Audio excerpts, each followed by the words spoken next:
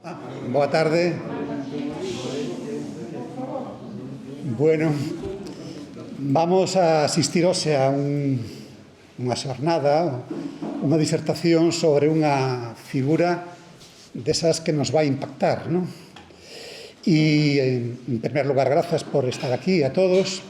E, en primer lugar, vamos a darlle a palabra ao señor alcalde de Gondomar para que inicie o acto. Bueno, eu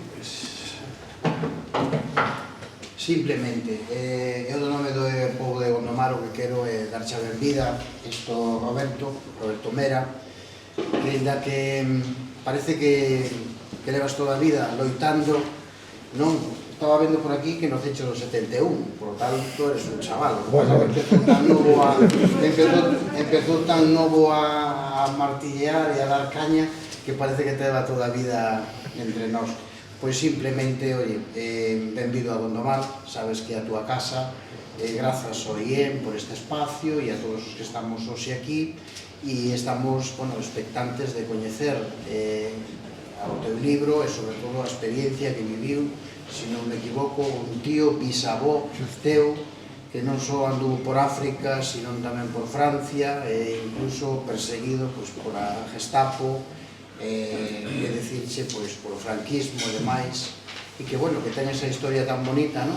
De trasladar ou salvar vidas dende aquí a México, onde incluso estuvo separado da súa muller pois casi 11 anos ou máis sin verse. Bueno, non vou adiantar nada máis, era só para sorprenderte de que sabía moi ben. Bueno, pois é un placer, este é a túa casa, tú é a palabra Lino, porque tamén gracias por estar aquí e nada máis, simplemente eso. Como estás? Moitas gracias. Cando, bueno, en primer lugar, quero agradecer que me teñades invitado a participar en esta conferencia de Roberto. Primeiro porque o IEN é un sitio para min entrañable, non? Nos seus comenzos, aínda que orando bastante apartado, pois dediquei bastante tempo a él. Cando me propuso Xosé Lois a presentación, empecé a... Bueno, xa coñecía algo de periódico, de ver alguna cousiña máis, e dixen, un é deses días onde seguramente marcharemos todos encantados, non? Encantados, reconfortados e reencontrándonos coa humanidade, de ter coñecido personas pois que teñen aportado, personas que teñen sido emprendedores, personas que teñen participado na política, que teñen creado espacios polo ben común, etc. E vamos a fondar nesa figura. Entonces, Alejandro Viana é un grande dos que pouco temos coñecido hasta que Roberto ten feito ese labor de investigación profundísimo, non? Durante moitos anos, un período casi de 20 anos de recopilar. E eu pensaba que iba a ser unha noite así, onde marcharnos moi contentos de coñecer esta persona. Bueno, en primer lugar, porque eu, a xente que coñecín do exilio, non? Porque xa teño uns anos, non? Coñecín poucos que participaron na época da Guerra Civil, pero de todos eles teño un recuerdo sin ningún rencor, un recuerdo plácido, sempre contando as cousas con moita naturalidade, sin ningún tipo de revanchismo, non? Pensando en o propio Lois Tobío, non? Que a quen pude coñecer, e lle preguntabas, usted que naceu en 1906, viviu a Primeira Guerra Mundial, a Segunda Guerra Mundial, que foi un diplomático, foi expulsado da carreira, non está un pouco... Dice, non, é encantado, eu poden vivir toda a mi ciclo vital, eu poden desenvolver toda a actividade, coñezo coa miña filla, teño recoñecimento, e esta é unha atitude de moitos deles, non? Así dos que viviron aquela época, hai un que citas no libro, que é Elísio Rodríguez, non? Que eu coñecín en México, non? Xa tiña 90 e pico de anos. Bueno, Elísio Rodríguez é un personaxe porque estuvo a punto de ser fusilado polos republicanos e a punto de ser republicados polo bando nacional. Primeiro porque foi capturado polo bando nacional e estaba a punto xa de ser matado en unha desas rondas, non? E chegou o tempo de marchar, bueno, matade o mañá. El por eso escribiu un libro que se chama Matade o mañá. E logo conseguiu fuxir nun avión alá desde Gibraltar un avión do bando nacional, e cando chegou o bando republicano pensaron que era un espía, e se o colleron, estuvo a punto. Pois, finalmente tamén se salou, porque unha das persoas que estaba ali pois era un veciño que ese dos nosos, e finalmente pois, tanto estas persoas que viviron o propio Demetrio Bilbatúa, que marchou pois de Vigo con 6 anos porque lle mataron o pai, lle mataron o seu tío, etc. E hoxe é unha persona das máis recoñecidas en México no campo pois do audiovisual. De feito, no Museo do Slim ten unha sala grande para él. Cando lle escoitas relatar todo isto, sempre o relatan cunha paz, cunha tranquilidade, con unha forma de ver sin ningún tipo de pensar, de querer nada, simplemente con naturalidade, non? Pois eu pensei que Alejandro me iba a producir eso, o sea, que ven que na humanidade hai persoas que siguen traballando polo ben común, que ven que hai persoas que fixeron un traballo impresionante polos demais, non? Pero realmente chegou un momento que non foi así, porque empezar a ler o libro, e o libro se centra fundamentalmente en un período cortiño, non? De 36, pero o profundo do libro é desde que se marchan a Francia hasta que el consigue chegar a México, non? 2 anos aproximadamente. E aí hai unha sucesión, unha cadea de episodios dramáticos, un tras outro, buscar diñeiro para poder asistir a xente, para poder marchar, persecucións. Bueno, tampouco vou de spoiler, ti xa contarás, non? Pero en todo caso, é unha cantidade de episodios que realmente por dentro te deixan un pouco removido, non? Para min Alejandro é como outros grandes, unha figura chea de enerxía, non? Unha persoa que tuvo éxito nas súas iniciativas económicas, tanto aquí antes de marchar, non? Como chegar a México, que ele tan pronto chega a México, pronto xa se acomoda e xa encontra o seu futuro con iniciativas. E é un orgullo pois para todos nós. Por eso eu creo que Roberto pois vai ser para nós importante que nos des a coñecer moito máis desta persoa, non? De Alejandro. De Alejandro Viana, ti tratas de comentarlo así con unha certa distancia, non? Coa obxectividade do historiador, non? E me gustaría coñecer, se despois da tempo, algo máis da súa faceta máis humana, non? Máis personal, das súas aficións, que o que lle removía, porque narra estados de ánimo en un momento, con moito empurre, con moita iniciativa, moi executivo, etc., e pasa por distintos estados de ánimo, non? Sempre con gana optimista, pero hai momentos en que a cousa se puso moi complicada, non? Pero algo máis así do seu carácter, da súa forma de ser, por completar, porque me quedou como con esas ganas, non? E Alejandro é un de tantos que se marcharon e que nos levaron por culpa dunha guerra civil, non? Xente moi valiosa. Só quería contar para rematar esta introducción unha anécdota, e é que para marcharse os refugiados tuveron moitas dificultades. Uns países non querían, outros tiñan dificultade porque os que estaban dentro vai chegar xente que nos vai quitar o traballo. A veces escollían, eu quero galegos, eu quero cataláns, eu quero vascos, eu quero traballadores, non? Aí non hai diñeiro, bueno. Pero un país que tuvo en unha época fundamental, aínda que a veces tuvo algunha reticencia, foi México, evidentemente. E México hai unha figura fundamental que permitiu que xa cando estaba a cosa moi complicada en Francia, xa cando casi non había solución, dixo, pois que veñan todos os que podan pois para aquí. E Lázaro Cárdenas, que era o presidente, era un home así moi nacionalista, no sentido moi indigenista, e cando empezou a chegar xente, unha roda de prensa, de presentar al presidente, porque claro, chegaba tanta xente, e barcos, e acollía, etc. E o presidente, usted que é tan indigenista, como permite que chegue tanto gachupín? Gachupín é unha palabra así despectiva que utilizan en México, dedicada pois aos provenientes, aos conquistadores, non? Me dixeron algunha vez, non sei se é certo, alá en México, que correspondía coa figura do home montado a cabalo, cando chegaron que pensaban que era todo un solo elemento e chamaban gachupín. E unha forma despectiva, como chamarlle gabachos franceses, etc. E usted como permite que chegue tanto gachupín, non? E entonces Lázaro Cárdenas fixo un pequeno silencio e dixo: estamos recuperando todo o ouro que nos roubaron os españois. E efectivamente para México foi fundamental a chegada de 9 rectores de universidade, 1000 e pico de médicos, cantidades, moitos deles logo na parte económica incluso, o sea, non só na parte intelectual, moitos deles logo desembocaron na parte económica. Entonces, Roberto, pois, por favor, contanos pois todo o que podas deste personaxe. Roberto, como decía o alcalde, empezou moi noviño, non?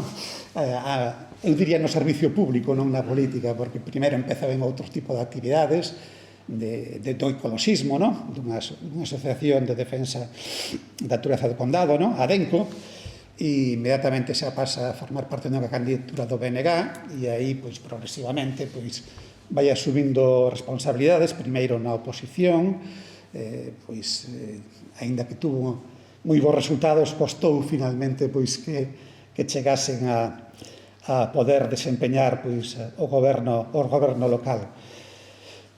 Tamén ten outras inquietudes, a toponimia, non, local e outro tipo de actividades, ou sea, é un home que toda a súa vida está pensada, pois, para facer actividade pública. Pero chega hasta Alejandro Viana por unha cuestión familiar que escoita falar o avó, quizá, non? Por primeira vez do seu tío. E esa foi quedando aí, con algún período de separación intermedio por algunha cuestión, e finalmente afonda, e por favor, esa palabra, Roberto. Moitas gracias.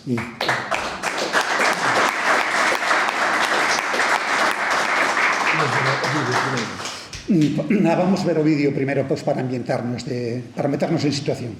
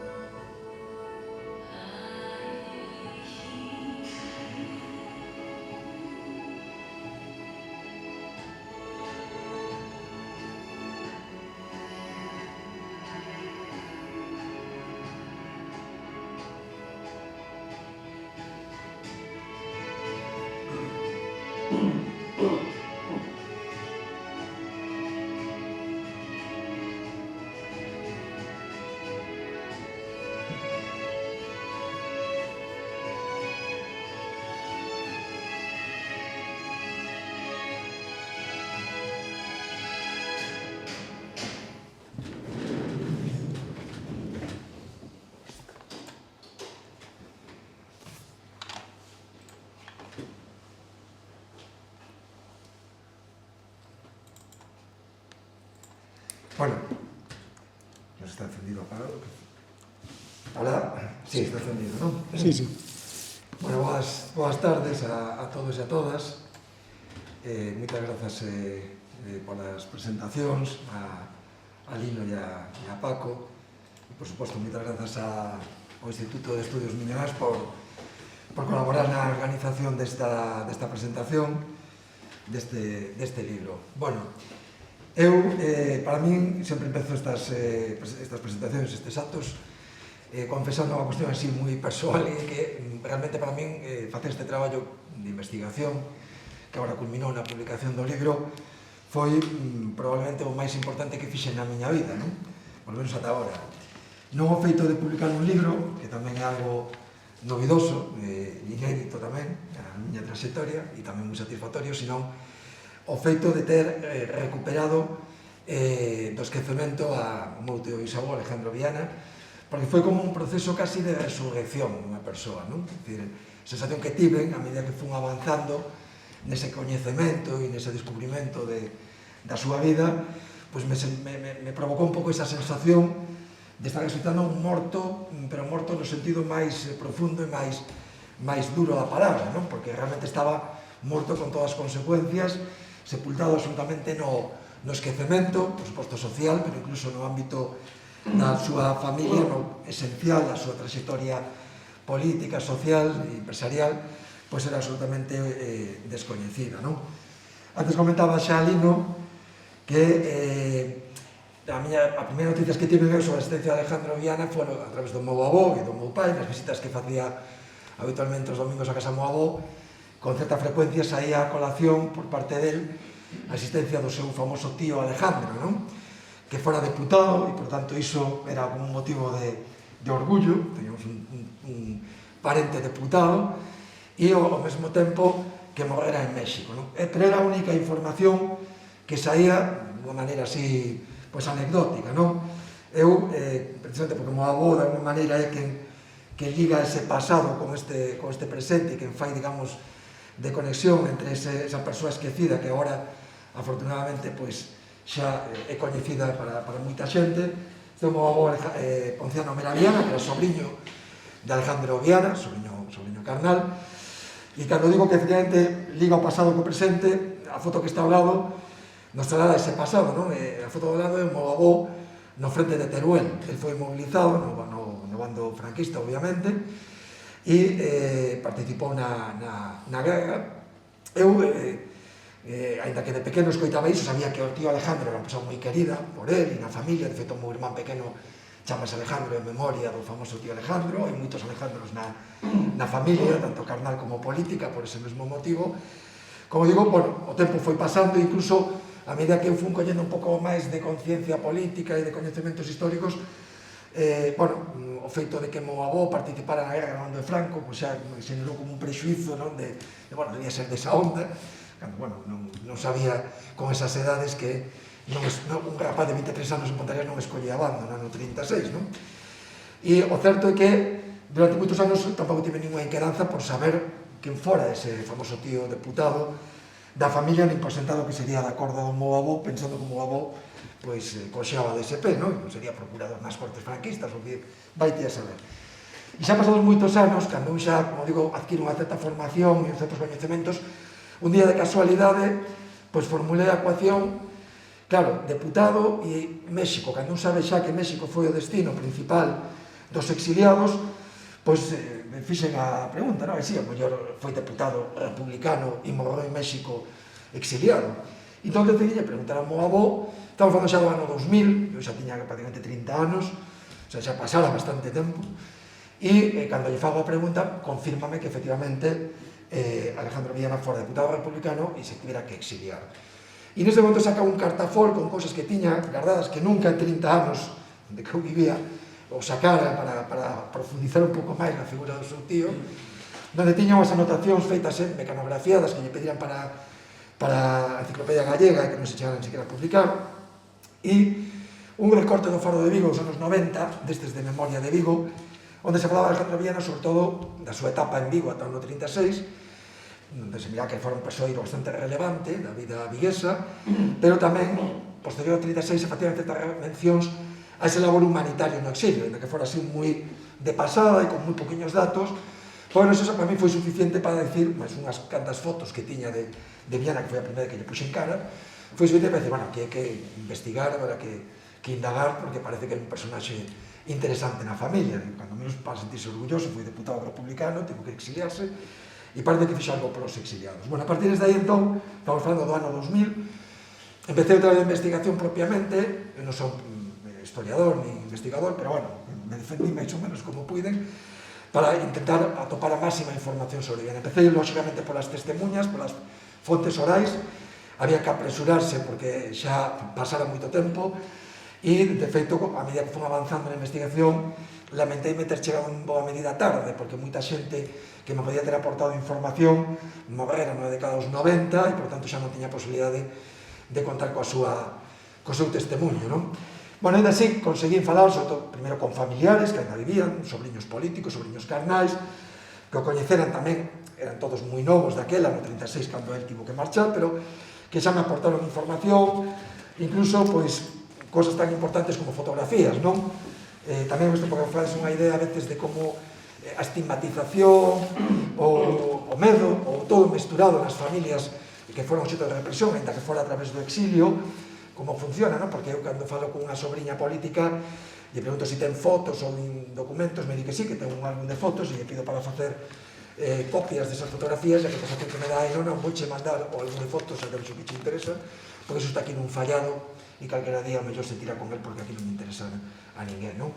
Bueno, non unha auténtica xoia con 50 fotos máis ou menos, os anos 10, 20, 30, así ata o ano 52, fotos como estas outras moitas fotos en Mondari Balneario, onde pasaba moitas tempadas, tanto en Malleu como moitos outros balnearios, aí vedes con máis xente.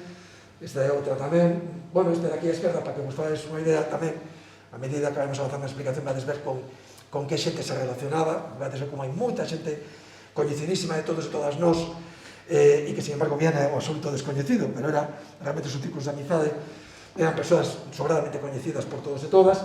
O que está aí con el, moitos o coñeceredes, o sonará, Cesario Corbal, o doutor Corbal, que ten unha obra mes en Vigo, coñecido como médico dos pobres, que era íntimo amigo de Alejandro Viana, está en Mondai Balneario tamén, unha imaxe moi pintoresca. Bueno, como digo, fui avanzando na investigación, empecé a darme conta de que o rastro documental que deixara era inmenso. Sobre todo antes do 36, todo o que era hemerotecas, el Pueblo Gallego, Faro de Vigo, había información por todas partes da súa actividade política, empresarial, social, en Vigo principalmente, pero tamén despois do 36, en arquivos no Estado español, por suposto en Galicia, en Madrid, en Bilbao, en Salamanca, arquivos tanto de forzas políticas, arquivos do Estado, arquivos de institucións públicas, en Portugal, en Francia, en México. En definitiva, fun atopando centos, miles de pezas dese puzzle que eu estaba intentando compoñer da vida de Alejandro Viana. Como digo, era inmenso todo o rastro que deixara, non só a nivel hemerográfico, a nivel documental, en todos esos arquivos, documentación, correspondencia. Incluso cheguei a topar moitísima información en lugares insospeitados, como podían ser memorias de exiliados, tanto recoñecidos políticamente, como memorias de exiliados, digamos, anónimos, que ao chegar a México ou a América decidían moitas veces escribir a súa experiencia na guerra e no exilio en Francia, e onde con frecuencia atopaba moitas mencións a Alejandro Viana desas persoas que tiveran contacto con él, que Viana fora quen se encargara de xestionar a súa saída de Francia, e por tanto me daban tamén moita información, moitas veces me permitían atopar pezas do puzzle que me faltaban en un momento determinado e conseguía completalas, pues, como digo, a través de fontes como estas. Por exemplo, bueno, antes comentaba Lino Natario Mañá, onde Elixo fala de Alejandro Viana, dese suceso que acontece en Valencia, como él con Castelao e outros diputados resolve esa situación crítica na que se atopa. Esta de, por exemplo, de López Barrantes, que tamén ten un papel importante na construción da historia que se relata no libro, nunha pasaxe moi dramática e moi épica, cando xa os alemáns chegaron a París, Viana está en Burdeos. Este home, que era presidente do Banco Exterior de España, conta como se atopa con Viana nas oficinas do organismo que xestiona eses embarques, conta incluso o que sinte Viana, o que Viana lles transmite, como xestiona esa situación, que pensa Viana desa situación, etc. Incluso poñendo en primeira persoa do propio Alejandro Viana no seu libro de memorias, non? Bueno, como digo, todo este material significou que no ano 2010 aproximadamente tiña xa unha cantidad de información inmensa como para empezar a dar forma de biografía, ainda que fora a través dun formato de traballo académico, non? no 2010, 2011, o que fago é redactar todo iso, darlle forma, redactalo, un traballo de investigación, densísimo, para que vos fagades unha idea, este libro ten 260 páxinas, a investigación, outra investigación actual, se o pasáramos este formato serían sobre 1.500, 1.600 páxinas. Isto pode dar unha idea da envergadura da información que hai sobre toda a vida de Alejandro Viana. Bueno, ainda que en 2010 lle dou forma de investigación, iso me permite ler de meu avó completa a historia do seu querido tío antes de que meu avó morrera, morreu no 2013 con 101 anos e con moita lucidez, afortunadamente.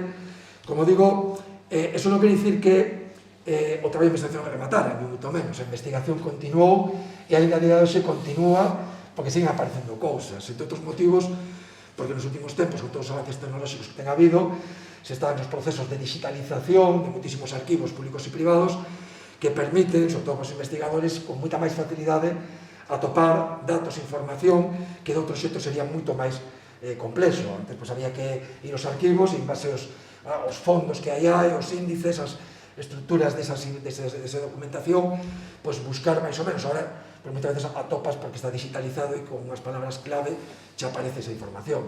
Por poñer un exemplo que é moi chamativo do que acaba de comentar, hai poucos anos, facendo búsquedas que fago periódicamente en internet, de repente me aparecen 30 cartas de Alejandro Viana a Bernardino Machado. Bernardino Machado foi o presidente da República Portuguesa que, coa dictadura de Salazar, se exilia a Galicia, se instala aquí na Vila da Guarda e me permite descubrir que Viana era o anfitrión do presidente da República Portuguesa aquí en Galicia, que axudaba os exiliados portugueses pagando as pensións e a pensión en Vigo, o alojamento en Vigo, e, como digo, me permite acceder a moitísima máis información. A mí nunca se me teria ocurrido ir á Fundación Mario Soares, o arquivo Bernardino Machado en Portugal, a buscar algo sobre Alejandro Viana, porque non teña nin a máis mínima pista, nin máis mínimo indicio de que Viana pudiera ter tido ningún tipo de relación con Bernardino Machado.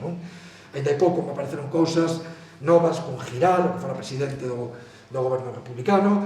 Hai pouco nunha tese doutoral que se con a internet aparece información de correspondencia de Viana que hai en Bos Aires, dese papel que facía dende Francia, de apoios refugiados coas sociedades galegas de Bos Aires. Por iso digo que isto siguen aparecendo cousas, probablemente a investigación durará o resto da vida, porque, como digo, o resto documental que deixou foi inmenso.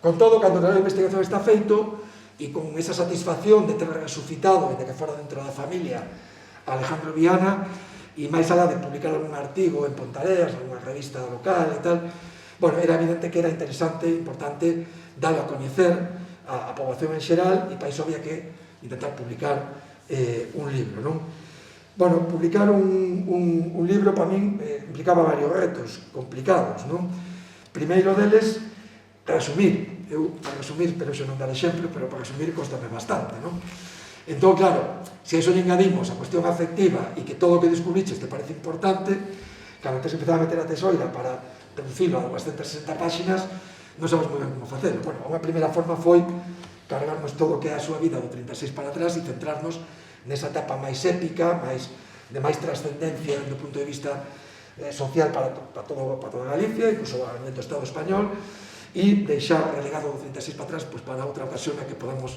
publicar a súa biografía desa outra etapa. Pero, como digo, resumir era complicado e cada vez que íbamos recortando, tenía unha sensación de que estabas privando a xente de saber cousas importantes e interesantes sobre Alejandro Viana.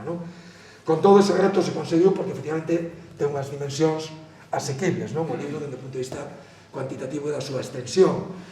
E, en todo caso, logo explicarei, atopamos unha maneira de compensar ese sufrimento e ese sacrificio de información. E o segundo reto era intentar publicar un libro que na medida posible fora ameno, algo tamén a priori complicado, porque as biografías, os ensaios de política, en si mesmo son complexos. O meu traballo de investigación era densísimo, tiña varios miles de notas a pé de páxina citando as fontes de onde saía cada unha das afirmacións que se facía. Estaba redactado con un estilo, moi académico, por dicilo de algún xeito, e era evidente que o libro propiciaba poder facer algo interesante e agradable de ler, porque a historia era unha historia, como digo, épica, unha historia casi de película, casi de guión de película, E, por tanto, sería triste non conseguir que o libro fose ameno ao mesmo tempo. E a verdade é que a mí me parecía un reto prácticamente imposible, eu de dotes literarias cero patateiro, eu estou acostumado a facer demandas judiciais e notas de prensa, e fora disso, pois primeiro escribir un libro e darlle un estilo un pouco, non digo facer unha novela, porque tens un traballo de investigación, por suposto, sin nada de ficción, pero intentar que fora áxil, que fora entretido. Bueno, pois de diferentes voltas, atopei a maneira de intentalo, non sei se o conseguín ou non, a xente que o leu e que non son amigos, que non me podo fiar, din que sí, que é un libro que se lee rápido, que é entretido, que é ameno.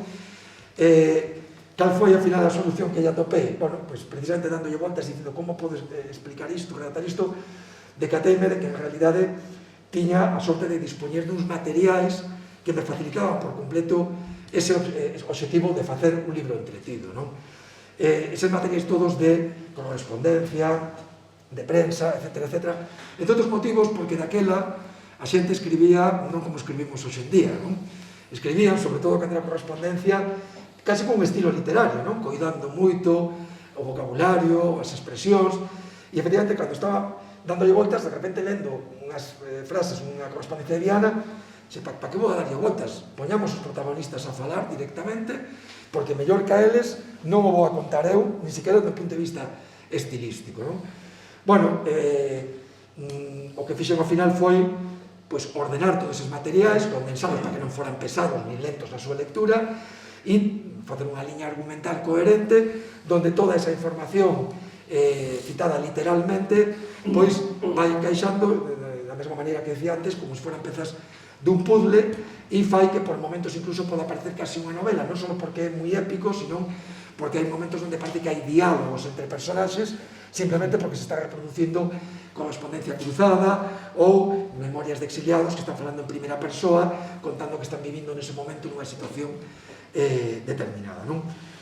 Como decía, é un libro que en todo caso non perde por iso o seu rigor e, de feito, aínda que podades o mellor ler en un momento algo que poda parecer unha licenza artística, en absoluto me atomei, porque en todas as cosas non teño esa capacidade.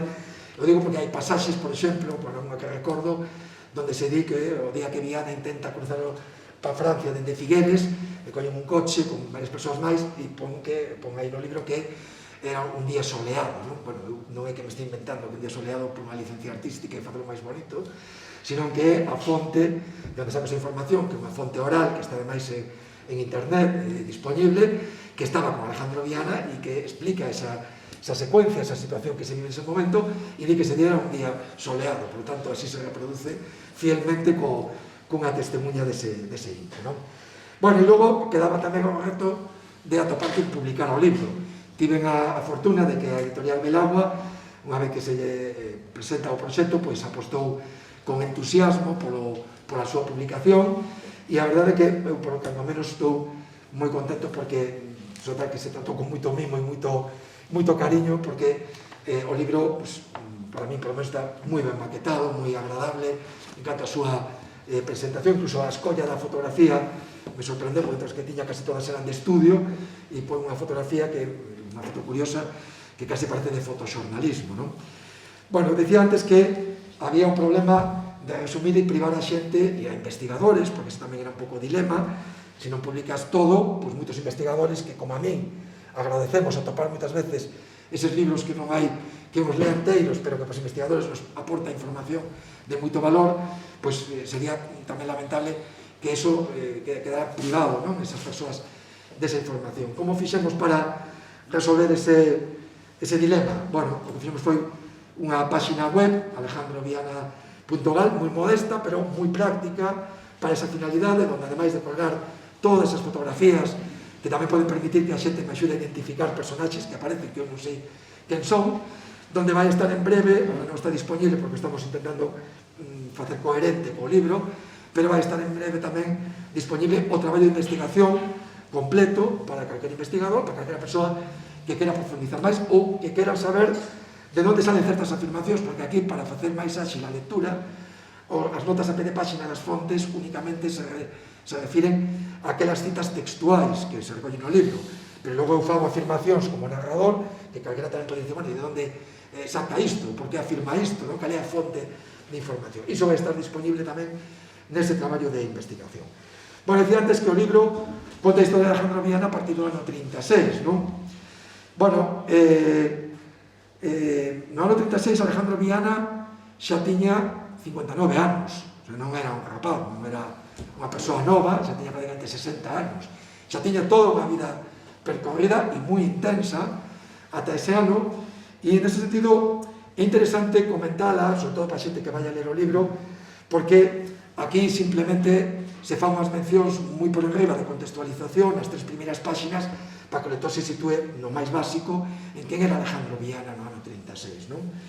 Bueno, Viana nacera en Ponteareas en 1877 nunha familia moi humilde, pero pronto se marchou para Vigo, entre outros motivos porque na familia miraron que era un rapaz que tiña aptitudes, non? Que tiña capacidades, e o mandan para Vigo con 14 anos para uns negocios de persoas de Ponteareas adiñeiradas, os Arbones, os Garra Castellanzuelo, familias coñecidas na cidade, e ali empeza a traballar como dependente de comercio, pero ao mesmo tempo se forma no círculo mercantil, isto sabemos gracias aos ecos de sociedade do Faro de Vigo daquela época onde contaban este tipo de detalles, e se forma de unha forma autodidacta en temas contables, empresariais, e xa con 20 e poucos anos se converte en xerente e moi pouco despois en socio, un dos 4 socios, dunha empresa que vai marcar en boa medida a súa vida e a súa fortuna.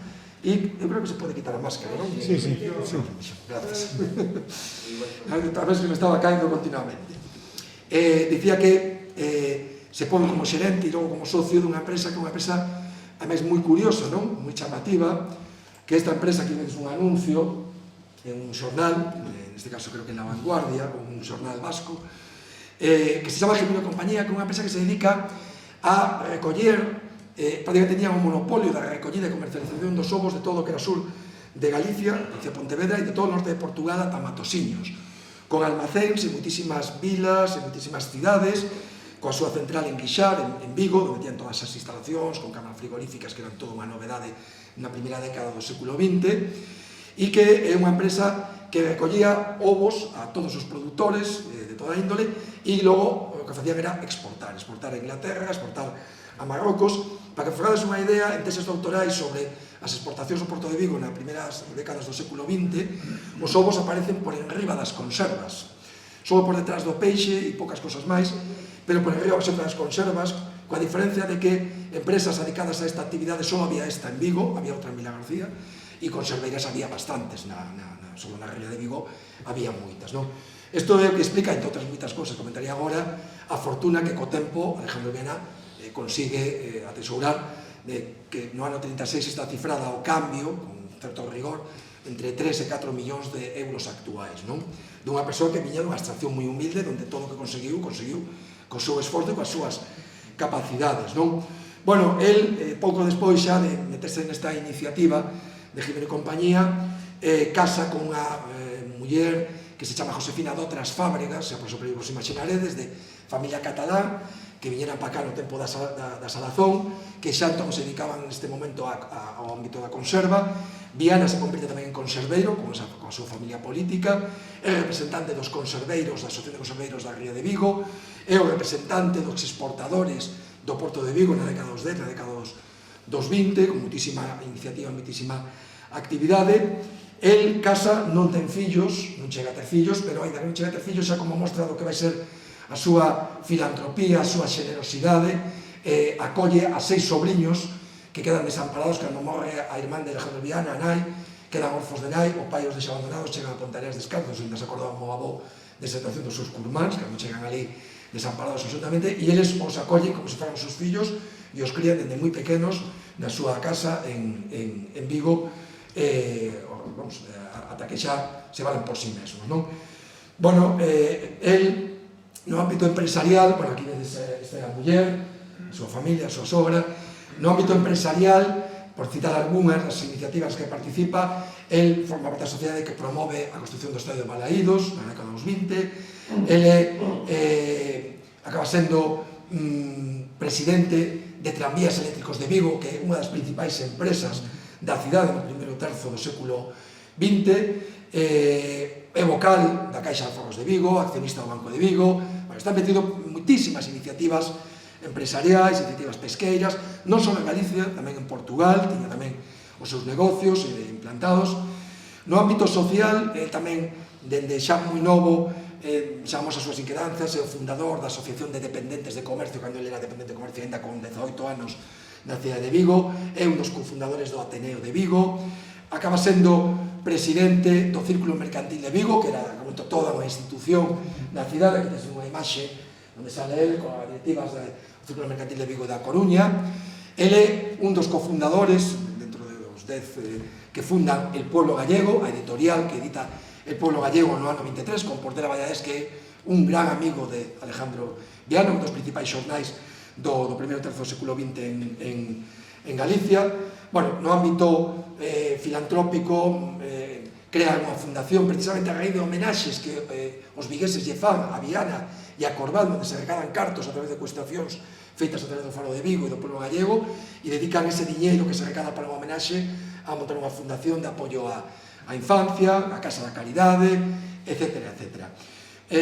Simplemente me focades unha idea, anecdótico, pero tamén é ilustrativo. Aquí tens un exemplo, no Pueblo Gallego, no 94, se dá conta, por exemplo, de un partido entre o Celta e o Porto, en Porto, para recadar cartos para un sanatorio portugués, que é unha iniciativa de Alejandro Viana, que organiza este evento e este encontro.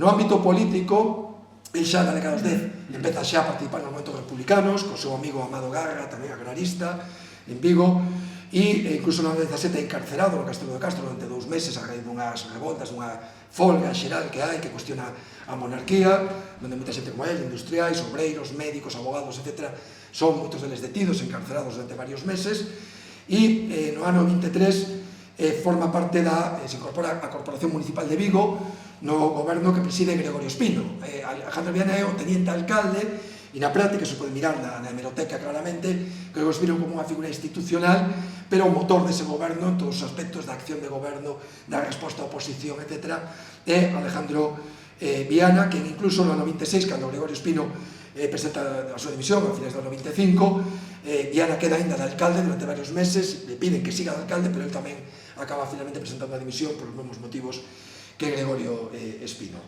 Aquí tedes outra imaxe, por exemplo, de Alejandro Viana con Gregorio Espino nunha visita de Calvo Sotelo cando era ministro ao Concello de Vigo, para facerse unha idea de quen era a relevancia como personaxe que tiña en Vigo na primeira década do século XX, na primeira tercio, perdón, do século XX.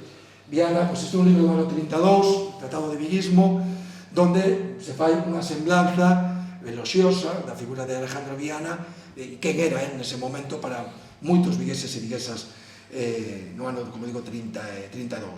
Bueno, entramos xa na década dos 30 e xa estamos achegando a República.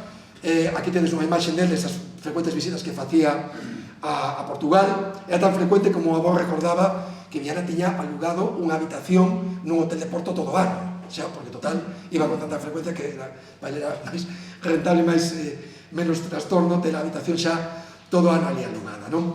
Bueno, pouco antes de que se programe a República, Viana aparece, por exemplo, en Salvaterra, presidindo un acto con Otero Pedrallo, con Enrico Peinador, intervindo nun acto de, digamos, defensa da República que está xa a punto de proclamarse.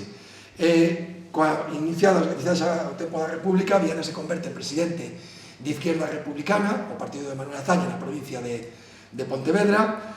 Esta é unha entrevista, por exemplo, a él en El Pueblo Gallego, cando se presenta como candidato no ano 33 para as Cortes, non xa elixido nesa convocatoria electoral, pero bueno, onde xa se pode tamén ver cal era a súa ideoloxía, esa burguesía, esa xente moi adiñeirada, pero moi comprometida socialmente, cunha visión da economía, do capitalismo moi avanzada, e sempre dentro da perspectiva social, onde ele aquí fala do risco de que o maquinismo poda deixar na indixencia a millóns de persoas, de como hai que facer a revolución a través das leis e da acción de goberno. Bueno, é dicir, todo un discurso moi avanzado, seguramente para a época, que non é exclusivo evidentemente del, pero que reflexa eses tempos políticos tan interesantes, non, dos anos 30. Bueno, nesta época Viana participa en moitísimos actos, moitísimas actividades políticas, tanto do Izquierda Republicana. Aquí tedes a Viana co líder agrarista Amado Garra de Pontareas, que aí tamén ten un recoñecemento importante na nosa vila, que era íntimo amigo del, como decía antes. Durante os anos 30 na República, Viana participa tamén en moita relación cos galeguistas, participa en moitos actos, nos actos dos banquetes das Cabañas en Vigo no 25 de xullo, intervindo con Castelao, con Paz Andrade, o propio Viana, a representación de Izquierda Republicana, onde había unha boa irmandade entre as dúas forzas políticas, todo o período, digamos, de defensa do Estatuto, da campaña do Estatuto do ano 36. Aquí tedes unha correspondencia, unha carta de Viana a Alexandre Bóveda, aquí tedes a resposta de Alexandre Bóveda sobre cuestións electorais no ano 33, de cando compartiron candidatura ao Partido Galeguista e Izquierda Republicana. Bueno, aquí temos, isto é unha orla dos deputados da Frente Popular. No ano 36, Viana se presenta en febrero de 36 na candidatura da Frente Popular, con Castelao, con outros coñecidos dirixentes políticos do Partido Socialista, do Partido Comunista, do Partido Galeguista, de Izquierda Republicana. Aí a esquerda ten no recado os diputados que saen elegidos, os diputados galegos, aquí ampliado, vedes a Alejandro Viana, a esquerda, arriba inconfundible a Castelao. O que está a esquerda de Alejandro Viana é Suárez Picario, con quen Viana vai ter moita relación durante a guerra.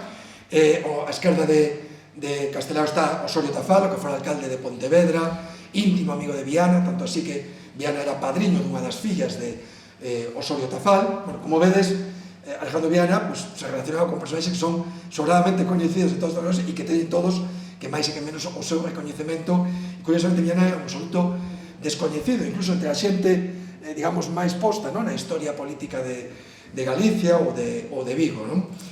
Bueno, chegamos a xuño do ano 28 de xuño do ano 36.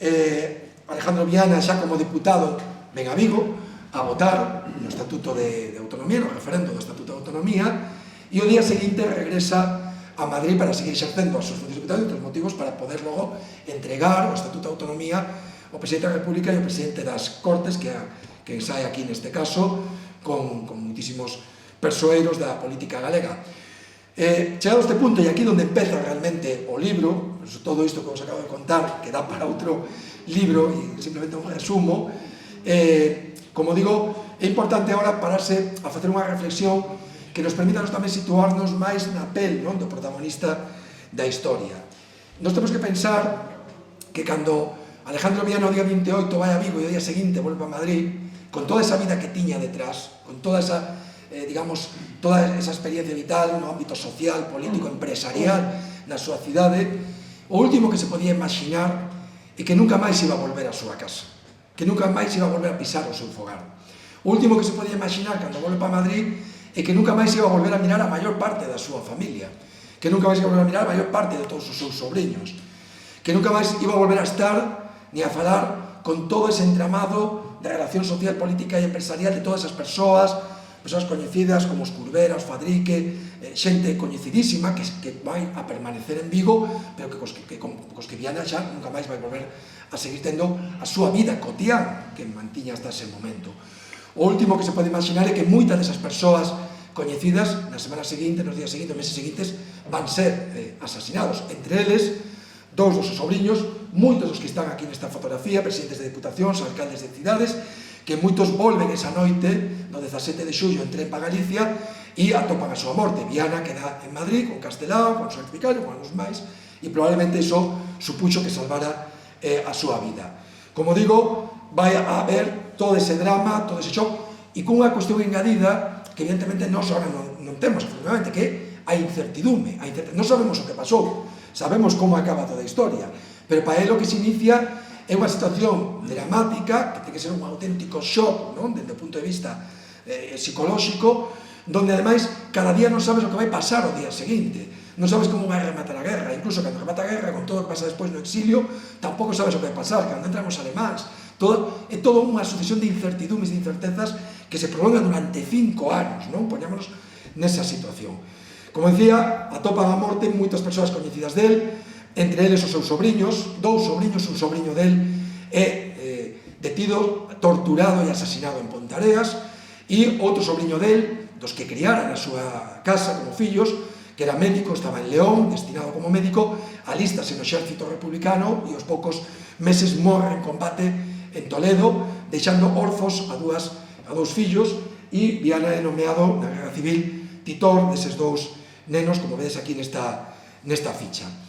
Isto é unha mostra tamén desa xenerosidade, dese altruismo de Viana, que se plasma tamén no feito, que tamén se relata no libro, de como Enrique Blei, o primeiro alcalde da República en Vigo, xa no seu leito de morte no cárcere no ano 36, enfermo, que nin sequera o liberan estando enfermo, morre no cárcere, nas súas últimas vontades, Enrique Blei decide designar titor dos seus 6 ou 7 fillos a Alejandro Viana e a Eugenio Fadrique. Creo que isto pode dar unha idea de quen era Alejandro Viana para os vigueses, para que unha persoa como Enrique Blei, nesa situación, sin saber o que vai pasar despois na guerra, e pensando que a cousa acabaría ben, quere que os seus fillos queden a cargo de Alejandro Viana e de Eugenio Fadrique. Bueno, durante a guerra Viana vai a estar sempre ao lado do goberno, primeiro en Madrid, depois se traslada a Valencia, participa en todas as sesións de cortes que se celebran, onde esas cortes van minguando en asistencia e en presencia conforme vai avanzando o conflito bélico, está sempre en cidades como Valencia sometida a bombardeos frecuentes. Aquí tens unha imaxe dunha das sesións de cortes en Valencia, na Casa do Concello.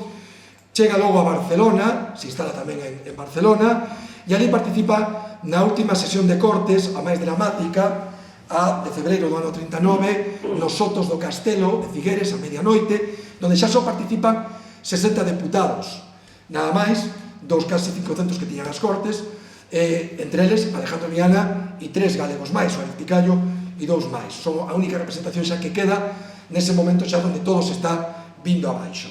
Efectivamente, o día seguinte todo se desmorona e se inicia xa todo o éxodo dos exiliados, dos refugiados, dos republicanos que teñen que escapar cara a Francia, nese momento xa tráxico de cruzar os Pirineos en situacións absolutamente penosas e terroríficas.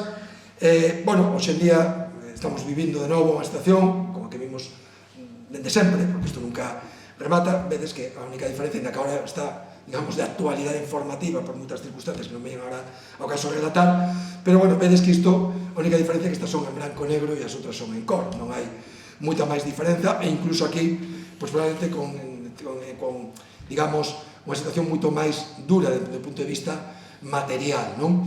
Bueno, os exiliados cruzan os Pirineos e hai moita xente que pensa que quen cruzou e se exiliou, bueno, o peor pasou xa, porque o peor era a guerra, a probabilidade de morrer na guerra, e que unha vez un se exiliou, bueno, pues, ben, o drama e o sacrificio de vivir no desterro, pero, polo menos, salvaches toda a vida. O libro tamén se ten unha virtualidade a de dar a coñecer tamén a realidade do exilio, non?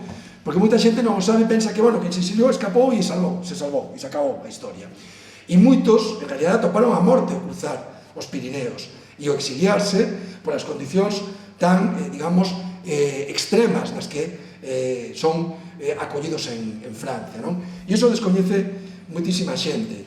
Como a maior parte dos refugiados primeiro son dispersados por toda a xeografía francesa, donde ninguén sabe do paradeiro dos seus familiares, dos seus seres queridos, donde as mulleres, os nenos e os anciáns son, como digo, repartidos por toda a xeografía francesa, e o grosso dos homes son internados directamente en praias, campos de concentración que se chamaban en aquel momento, campos de refugiados que entendemos hoxe en día, que son únicas e simplemente praias con alambradas nas primeras semanas, donde se meten, por exemplo, como aquí na praia de Ariel-sur-Mer, 90.000 persoas.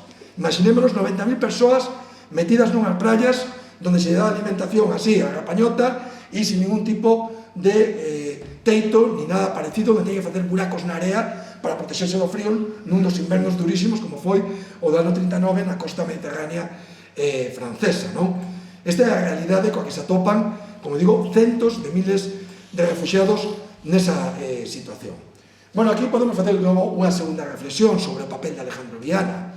Unha vez perdida a guerra, Viana, que é unha persoa que a pesares dos intentos de incautar o seu patrimonio por parte dos franquistas con todo o proceso de represalias políticas e de masonería que se incoa en España, el, evidentemente, afortunadamente, tiña capital, tiña patrimonio, puxera a salvo, era unha persoa leva toda a vida no mundo das exportacións, sabía manexar capitais, por tanto, el podía refacer perfectamente a súa vida no momento que a guerra está perdida, todo se acabou, e como fixeron moitos outros, ninguén lle iba a reprochar que se marchara para México, onde tiña xa 2 sobrinhos exiliados, e refixera ali a súa vida. Como dicía antes, Vianai xa ten 61, 62 anos, tampouco, como digo, non é en absoluto un rapaz, non?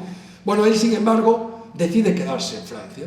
Decide quedarse en Francia para algo fundamental, que é para facer o que decide facer o goberno republicano, que é estar á altura das circunstancias e dar resposta á obriga moral de atender a estes centos de miles de refugiados que se atopan nesta situación tráxica e crítica.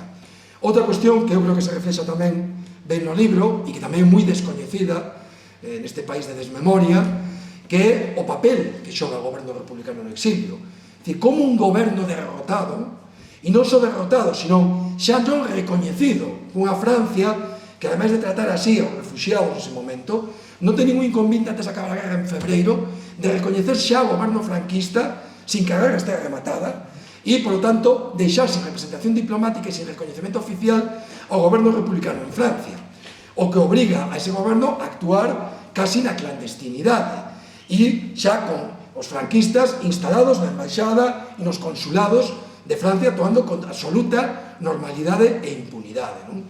Bueno, o goberno republicano o que fai é organizar un servicio que se chama o Servicio de Evacuación de Republicanos Españois. Isto é unha ficha da que utilizaron para facer o censo, que era o primeiro que había que facer, localizar a todos os refugiados, saber onde están e ter todos os seus datos para saber como atender a toda esa marea humana, non? Que necesita urxentemente esa axuda.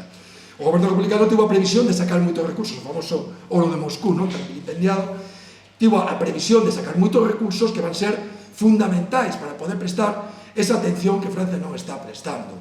E deciden crear unha estrutura que é realmente impresionante, unha estrutura moi complexa, organizativamente, con delegacións en moitísimas cidades onde hai campos de refugiados, onde hai portos onde se poden facer os embarques, con moitísimos traballadores que van a prestar os seus servicios nesa organización baixo a tutela e o amparo mexicano, que é precisamente o que permite esa certa tolerancia inicial dos franceses, e se peta un traballo intensísimo de dar roupas, alimentación, atención sanitaria a todos os refugiados, alugar castelos, albergues, onde se meten os mutilados de guerra, se meten a nenos, pagar a familias francesas para que teñan acollidos a refugiados nas súas casas, dar subsidios, buscar a maneira de colocar en postos de traballo a moitos deses refugiados, e unha das actividades que se vai facer tamén é a de poñer en marcha expedicións colectivas para progresivamente ir sacando de Francia as persoas que teñen a posibilidade de refacer a súa vida en América e nomeadamente en México.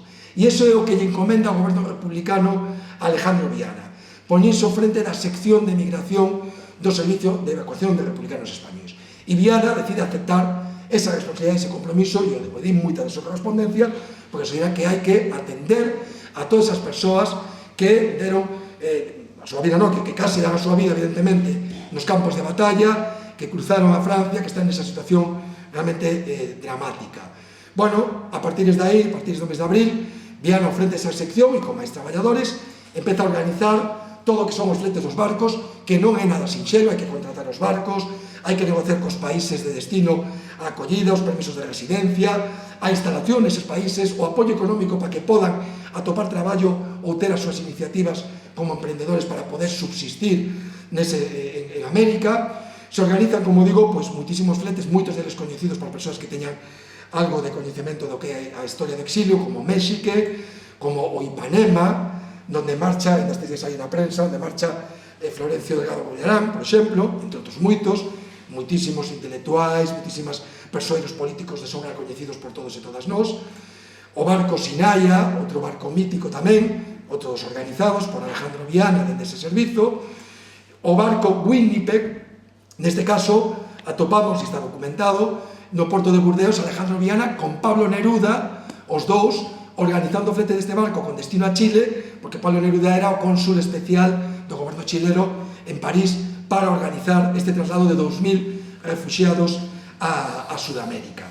Bueno, en todo isto, como ben sabedes, xogou un papel, xa o explicou antes Lino, fundamental, México, de aí que, bueno, nos barcos se facía sempre ese recoñecemento a México pola súa xenerosidade, por ser prácticamente o único país que está a altura das circunstancias e acolle prácticamente sin ningún tipo de restricción a todos os refugiados. Aquí tedes ao presidente Lázaro Cárdenas, cos nenos que xa marcharan durante a propia guerra civil e que foran acollidos en México. Bueno, isto é o proceso durante os meses do obrando no 39, chegamos a setembro, empeza a guerra mundial, xa se suspenden moitas desas expedicións, empezan a haber moitos problemas, e Alejandro Viana, a finais dese ano, xa pasa a ser o director xeral de todo o organismo do Servicio de Evacuación de Republicanos Españois. Aquí tedes unha ficha de filiación, das centos, miles delas que hai nos arquivos, por exemplo, do PNV, Sabino Arana, da Fundación Sabino Arana no País Vasco, firmadas por Alejandro Viana como director xeral. Aquí tedes pois outra carta que, por certo, collín o chou, pero todavía denme conta que é un bo exemplo do que estaba dicindo antes, de ata que punto de detalle esa actividade humanitaria. Aquí nesta carta lle comunica a un delegado do SERE nunha das cidades, neste caso en Perpiñán, donde lle comunica que xa de orden de transferir para a súa conta corrente a cantidad de 4.472 francos, importe da construcción de próteses para 22 enfermos. O sea, iso era o que estaba facendo o goberno republicano con esta organización para atender casos concretos con nomes e apelidos de centos e miles de refugiados. Ten en conta que esa falta de recoñecemento e os acordos que hai entre Francia e Franco de devolución de todo o patrimonio que Francia poda localizar no país que fuera sacado de España, implica que teñan que traballar, como decía antes, sin personas xurídicas, sin contas bancarias a nome, nin dos dirixentes, nin da propia entidade, sino con persoas interpostas, organizando, digamos, figuras de enxeñería financiera, como un trust que teñen en Suiza, e toda unha complexidade na que, evidentemente, Viana probablemente podía prestar un servizo moi útil, porque era unha persoa que tiña experiencia no manexo deses capitais entre países, non? Bueno, a partir de finais do ano 39, Francia cambia xa de actitude e empeza xa unha actitude de persecución sobre este organismo. Se fan xa redadas, se fan intervencións policiais nas oficinas do SERE, se abre unha causa xudicial onde Viana ten que estar xunto con Negrín, o presidente do goberno, e o ministro de Facenda, Méndez Aspe, teñen que estar declarando con frecuencia nos xulgados, investigados pola súa actividade, a procedencia deses recursos económicos que están utilizando, tanto é así que Viana, nun momento desas intervencións, se mira obrigado a facer unha roda de prensa en París ante os xornalistas. El sabía falar francés, por certo, tamén aprendera, gran autodidacta, pero por as informacións que tiña a familia, sabía falar moi ben francés, e, como digo, unha roda de prensa onde, diante dos xornalistas, defende a actuación do servicio de evacuación, e tamén defende, seguramente non era o que pensaba, pero era o que conviña diplomáticamente no momento, defende a actuación do goberno francés dende que se iniciara o éxodo dos republicanos. Bueno, nesta etapa xa, estamos nos primeiros meses do ano 40, Viana tamén é o representante en París de sociedades galegas en América que recurren a él como delegado para que se encargue da evacuación de refugiados en liñas regulares, non nesas expedicións colectivas que organizaba e financiaba o goberno republicano, sino en barcos de liña regular. As sociedades hispanas confederadas de Nova York, as sociedades galegas de Buenos Aires, recurren a él e mandan cartos, e mandan os datos dos refugiados que ten que localizar e os que lle ten que tramitar todos os papéis, os permisos de residencia, a compra das pasaxes, para que podan ir embarcando e ir saindo, desa maneira saen centos, miles de refugiados con esas xestións que tamén fai Alejandro Viana. Chegamos xa ao mes de maio, depois de varias expedicións que se consiguen enviar á República Dominicana. No mes de maio xa os nazis entran en Francia, e xa no mes de xuño ocupan xa París. 2 días antes de que entren en París, Alejandro Viana escapa da capital francesa, como tantos centos de miles de persoas, rumbo a Burdeos. Chega a Burdeos aos poucos días, e ali aínda é capaz de organizar, con outros funcionarios do SERE, nas oficinas do SERE, e iso é o que nos contaba o presidente do Banco Exterior de España, López Barrate, nas súas memorias, capaz de organizar un último embarque, o barco Cuba, onde marchan 500 refugiados, aínda xa baixo bombardeos da aviación alemana na cidade francesa de Burdeos. Consigue escapar toda esa xente. Viana se mantén ali, ao frente desa oficina do SERE, o SERE xa está na práctica disolto, nesa situación xa é o caos absoluto. E neses días tamén Viana xestiona en Burdeos o aloxamento de Negrín, de Méndez Aspe, de Casares Quiroga, tamén moi coñecido de Viana, o republicano coruñés, que chegan a Burdeos, son 15 persoas, se aloxan ali e en poucos días, coa intermediación do embaixador de México, marchan nun barco carboeiro grego con destino, con identidade falsa mexicana, marchan a Londres, a Inglaterra, exiliados. Pero Alejandro Viana non se marcha tampouco nese barco. E a mí realmente sorprendíme, non entendía, pero por que non marchou, non? Nin no Cuba, nin siquiera cando se marchan xa estes dirixentes, que non teñen máis remedio xa que escapar, porque corren risco e perigo se permanecen en Francia. Bueno, ao final o descubro, afortunadamente, nun libro que se publica das cartas, de toda a correspondencia do que nese momento era embaixador de México en Francia, donde aparece unha carta de Alejandro Viana que lle envía nesas datas, unhas datas posteriores, e donde lle explica que efectivamente chega a Burdeos e que decide quedarse ali por unha razón moi sinxela, porque considera que o seu deber é continuar auxiliando aos refugiados republicanos que todavía quedan en Francia. Ese é o motivo polo que decide quedarse, é dicir, aplica esa máxima de o capitán é o último en abandonar o barco. E ainda sabendas de que probablemente pouco podía facer, decide quedarse porque considera que esa é a súa obriga moral nesa situación crítica e dramática que se está vivindo. E efectivamente, a súa vida corría risco.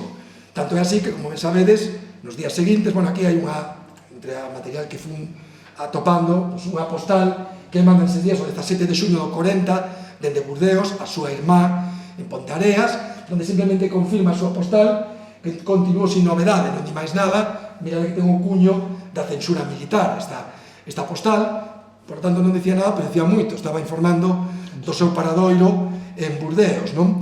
Efectivamente, el, nesa situación, corre risco, empezan os secuestros, secuestran a persoeiros moi coñecidos, algúns antes, outros despois do intento que vai sufrir el, con Pais, o presidente da Generalitat, o doutor Fernández Vega, de Ponteareas, que era moi amigo del, que está con él na guerra e hai no exilio, que fora gobernador civil de Málaga, que é secuestrado, enviado a España e depois é fusilado. E Alejandro Viana tamén sufre un intento de secuestro que él mesmo conta na súa correspondencia co embaixador de México, como recibe unha confidencia de que a Gestapo e a Falange os están buscando en Burdeos, e ese día deciden esconderse en diferentes hotéis, deixan o piso que tiñan alugado, se esconden en diferentes hotéis e evitan ese secuestro, non a detención, en todo caso, dunha muller que vivía con eles, que o día seguinte vai a casa e 8 alemáns a deteñen e a encarcelan, non? Como ela mesma conta en correspondencia posterior. El se ten que esconder e ten que escapar, cruzar Francia dende Burdeos ata esta vila que se chama la Louvés, a carón de Suiza, prácticamente 600 kilómetros que ten que cruzar como pode, en autostop, a pé, e finalmente consigue chegar a esta zona, chamada Libre, onde está, digamos, o goberno colaboracionista francés, consigue chegar aí e esconderse. Esta postal, esta imaxe, non está acaba de entender, é unha postal das moitas postais que conseguín a través da unha filla de Pastor Candeira, que é outro personaxe que sale moito no libro, porque que acompaña a Viana durante toda a guerra e o exilio, e ten un papel moi destacado tamén no servicio de evacuación. Son, como digo, moitas postais que tamén nos permiten ir vendo cal é o seu periplo, non?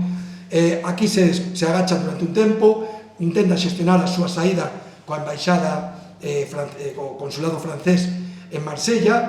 Despois de varios meses consigue ter a oportunidade de embarcar, se despraza a Sanary-sur-Mer, que é un pobo que está moi preto de Marsella, en novembro do ano 40. Ese embarque se frustra no último momento polas intervencións dos franquistas e dos alemáns coas autoridades francesas, queda posposto sine die, pero finalmente, afortunadamente, en xaneiro do ano 41, este barco, o Alsina, consigue zarparnos sin que antes hubiera intentos de extradición de Alejandro Viana, que consigue subir o barco e pasar desapercibido a pesar dos controis dos falanxistas e da Gestapo a pé de barco, cando suben todos os pasaxeiros, un barco no que van centos de xudeos, austríacos, checos, e donde van tamén 200 republicanos que consiguen un oco nesa expedición.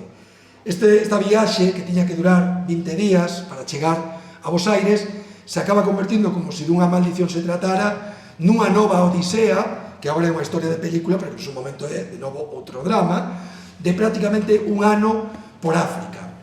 Primeiro, porque chegan a Dakar, donde fan unha escala, para logo xa cruzar o Atlántico, e se atopan que non poden cruzar o Atlántico porque non teñen o permiso dos ingleses, que son os que controlan nese momento o Atlántico. O barco é de bandeira francesa, por tanto un país beligerante porque está ocupado por Alemania, e os ingleses non lle dan permiso para cruzar. E se ven abocados a estar vivindo dentro do barco durante 5 meses. E entrando xa no verán tropical de África, con todos os problemas que iso implicaba, en condicións penosas, e donde Viana, curiosamente, volve a ter a ocasión de exercer o seu traballo humanitario, porque recibe, non sabemos como, recibe 100.000 francos que lle envía Negrín e os organismos republicanos dende Londres que ele reparte entre toda a pasaxe para que podan sobrevivir durante eses semanas, durante eses meses nese barco. Bueno, finalmente son devoltos, o barco ten que regresar a Casablanca co risco e co medo de que podan ser repatriados a España polas autoridades francesas, o protectorado francés, e cos intentos dos franquistas de que efectivamente se deteñan a algúns dos pasaxeros desta expedición, son metidos nun campo de concentración durante varias semanas, finalmente liberados pola intermediación do cónsul de Bos Aires en Casablanca. Él se instala nun hotel e aí comeza de novo con correspondencia cruzada, telegramas habituais co Consulado de México en Marsella, a facer numerosas xestións para intentar conseguir un barco que os leve unha vez por todas a América. Aquí tenes un exemplo dunha das cartas que envía, por exemplo, a Pablo de Azcárate, o embaixador da República en Londres, donde lle explica as xestións que está facendo para intentar conseguir un vapor dunha organización xudea que fleta barcos dende Lisboa, como está intentando trasladarse a Lisboa, pero non ten permiso dos ingleses para chegar a Lisboa para facer esas xestións, donde lle pide que lle manden cartos ao apartado de correos dunha conserveira portuguesa de Matosiños, que ainda existe, por certo, co que el tiña relacións empresariais. Bueno, todas estas xestións unidas a outras que fan outro organismo que está en México humanitario, permite finalmente, por fin, xa en outubro do 41, saliu de Marsella en xaneiro do 41, embarcar neste barco Cuanza que ven de Lisboa, que fai escala ali e que recolle a todos estes refugiados para, por fin, definitivamente, leválos a México, onde chega o 18 de novembro do ano 41. Este é a ficha del como asilado político, cando entra en Veracruz. Este é a súa muller, que, como ben decías antes, se ve separado dela 11 anos, chega ainda no ano 47 por circunstancias familiares que non lle permiten ir antes, 11 anos separado da súa muller físicamente, e esta é a súa ficha. E logo, como decía antes Lino, pues en México se instala e dando de novo fe das súas capacidades empresariais, compra unha farmacia de uns emigrantes galegos de Pontareas e a convirte en un próspero negocio con distribución de medicamentos en todo México, e donde coloca a traballar, entre outros, o alcalde de Pontareas, Benito Casasnovas, que está vivindo ali no exilio. Estos son imaxes del xa no exilio, xa coa súa muller, depois do ano 47. No exilio vai seguir tendo unha actividade moi intensa, aquí non se conta, porque senón se faría moi extenso. Ten unha actividade política moi intensa, en izquierda republicana, en todo o que as institucións do exilio en México, participa nas cortes do exilio, esta é unha das fotografías, onde sale aí unha das cortes que se celebran no ano 45, no exilio en México. E finalmente, bueno, está tamén abaixo con outro diputado, Pardo Galloso, outro diputado galego, arriba con outros exiliados, e aí se vedes nos últimos días da súa vida xa prostrado nunha cadeira de rodas coa súa muller, ata que finalmente falece en México no ano 52. Bueno, como vedes, claro, unha historia que tiña que sair á luz, non? Debía sair á luz, non? Porque é sorprendente que un personaxe con esta trayectoria, esta vida, e non falamos casi nada de Vigo, do 36 para atrás, en Vigo, que sería outra cousa con outra perspectiva. Pero bueno, isto non é máis que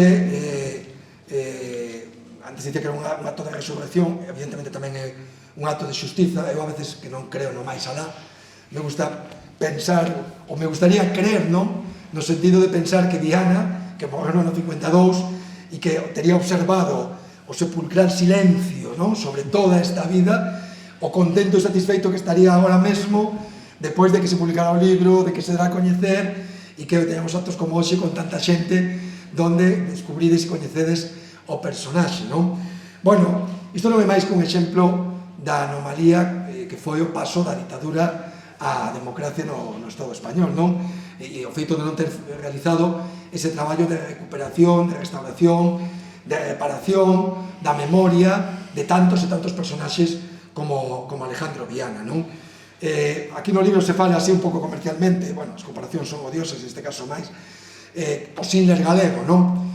Bueno, un amigo historiador me dicía, con razón, que eso para empezar é un erro, porque en realidade Viana non é o Schindler galego, sería en todo caso Schindler o Viana alemán. Entón, os motivos por que posterior, sin entrar xa en valorar os méritos de cada quen, non? Vos, se buscades en internet, pues aparece o Schindler portugués, Arístedes de Sousa, o Schindler mexicano, Gilberto Bosques, que fora o cónsul en Marsella, co que Viana tivo moito trato, e veredes os recoñecementos que teñen en países onde a súa intervención foi tangencial. É dicir, bueno, si axudaron a sair moitos xudeos, co paraugas diplomático, non como eles que estaban nun estado casi como uns fugitivos sin recoñecemento político e institucional, e como digo, pois evidentemente teño un recoñecemento que unha persoa como Alejandro Viana debería ter aquí. Non ten ningún recoñecemento, ni siquiera en Vigo, ni en Pontareas. Unha vez por a conta que nos trae, tenemos que resolvelo, aínda que pode haber un conflito de intereses, non? Pero, evidentemente, é unha anomalía que se pon moi en evidencia coa historia de Alejandro Viana. Al final, todo isto se rescata, como vedes, por dúas cousas. Por casualidade, moitas veces, porque no meu caso é pura casualidade, por como o avó falaba do seu tío, porque eu un día fixen esa ecuación que podía facela como non facela e non terlle preguntado nada de se fora republicano ou fora republicano, porque o meu avó ainda estaba vivo no ano 2000 porque foi lonxevo e durou moitos anos, e logo tamén polo voluntarismo, esa casualidade logo ven o voluntarismo, é dicir, decidir iniciar a investigación e dedicarlle moitísimo tempo, neste caso evidentemente con toda a satisfacción e todo o agrado do mundo, pero sacando tempo onde non pode para investigar en bibliotecas, en arquivos, etc., e facer todo o traballo que conduciu finalmente a este libro, non? O libro tamén pon de evidencia un feito da nosa historia que sempre se ocultou moito e que non é menor, non? Cando moitas veces coitamos iso, non é que aquí nunca houbo unha burguesía progresista, comprometida co país, como en Cataluña, non sei onde, tal. Claro que houbo, e a boa prova está no caso de Alejandro Viana. O problema que houbo é que acabaron con ela, desapareceu e non quedou o seu legado, e morreron 52. Foron tantos anos que tamén explica o descoñecemento que hai da súa figura e dun partido político que non tivo legado, como Izquierda Republicana, ninguén que pudera transmitir o legado da súa propia vivencia persoal, non? Evidentemente, isto tamén dá fe do que era este país antes do ano 36 e nos permite imaginarnos que sería hoxe en día Galicia se non tebiera acontecido ou aconteceu no ano 36 con personaxes como Alejandro Viana, que como ele había moitísimos e moitísimos máis con esas ideas tan avanzadas para a súa época. Bueno, dicía ao principio que eu tiña problemas para resumir, entón eu xa avisei, así que disculpade, pero dicía tamén ao principio que todo este traballo foi como un acto de resurrección. Remato dicíndovos que, evidentemente, para min xa tende a afectividade familiar e persoal, o feito de que hoxe tamén estedes todos aquí é unha maneira tamén de axudarme a sentir esa resurrección, unha forma de axudarme a resucitar a Alejandro Viana e a traelo a onde lle corresponde, que é a nosa memoria colectiva. Nada máis e moitas gracias.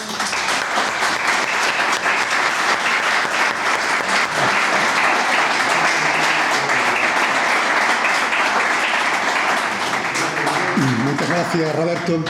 Eu penso que tiña razón Lázaro Cárdenas, levou moito ouro, ouro en lingote puro, e Alejandro era un deles. Abrimos un pequeno turno, quería empezar eu, se non me permites. Dime, Camiño, empeza entonces. Chao, Lolo. Muchas gracias. Camiño, empeza. Sí. Bueno. Parabéns, en principio, porque estamos flipando aquí de todo isto. E eu penso, se non tuves un parente como a ti, que te debes parecer a él, pois este home non o coñecería ninguén como todo. Claro, eu penso, e outra vez máis, e perdón polos correligionarios que están aquí, no Partido Socialista que chegou ao poder no ano 82 e que non fixo unha lista de todas aquelas persoas que tuveron que marchar, de como era, de todo isto, e tratar, polo menos, de reivindicar pois a súa figura, porque este home, que fixo tantísimo pola xente, se ti non tes ese empeño de facer, de traballar, e tal, pois ninguén o coñecería. E outra xente con moitos menos méritos, pois aí está, non?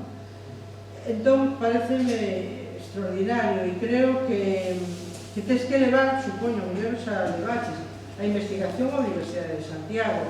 Aí están traballando, hai un grupo que traballa na xente republicana, no exilio, non se coñeces a Tito Lorenzo e outra xente. Foi o que me dixo eso de do Schiller mexicano, perdón, do Schiller del Viana, estás ben encaminado.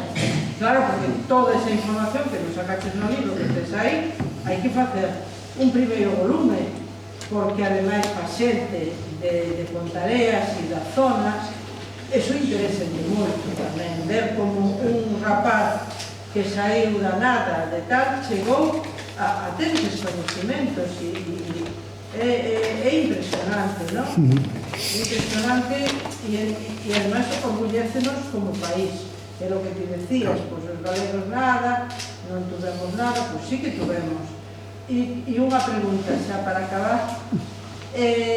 A familia Fábregas non tivo... Que pasou con ela durante a guerra e despois?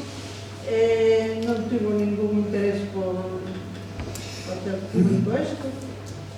Pois, antes de contestar a pregunta, claro que temos digamos, un déficit democrático neste aspecto e boa prova está que incluso actualmente falar de recuperación da memoria histórica é falar con polémica, o sea que aínda a estas alturas, 50 anos despois, aínda se polemiza sobre si se debe ou non facer ese traballo de recuperación, si é reabrir feridas, etc. O sea que aínda agora estamos nesa situación, pois, hasta certo punto sin justificado e comprensible que se agora hai estas dificultades, imaginemos as que podía haber para abordar isto nada máis sair da ditadura, non?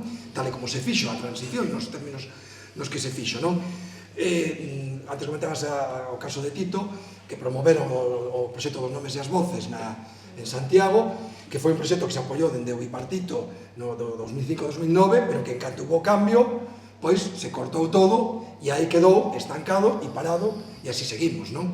Entón, bueno, sin negar que efectivamente se podía ter feito moito máis, evidentemente, aínda hoxe en día, isto sigue sendo unha asignatura pendente e, por desgracia, canto máis tempo pase, máis difícil vai ser despois facelo en condicións, non? Con respecto ao que comentabas da familia Fábregas, a familia Fábregas é unha familia conservadora. Era unha familia conservadora, tanto é así, por unha anécdota, cando a Viana o deteñen e o meten no cárcero do Castro, no ano 17, logo se fai unha suscripción popular de cartos de apoio aos militares que viñeran a Vigo a sofocar esa folga, e entre os que aparecen dando cartos está un cuñado dele, co que tiña ademais traballo e tal, non?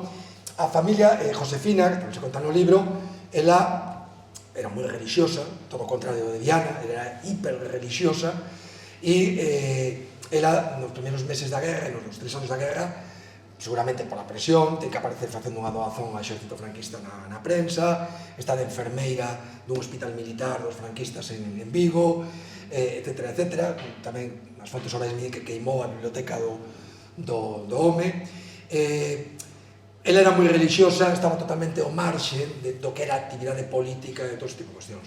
Logo ela se marcha para México, cando el morre no 52, pouco despois ela regresa para aquí, non teñen fillos, non teñen descendencia ninguna, e a familia, como decía, era unha familia conservadora, que, bueno, non quero dicir que foran logo partidarios do golpe de Estado, ni de Franco, ni siquiera o sei, non?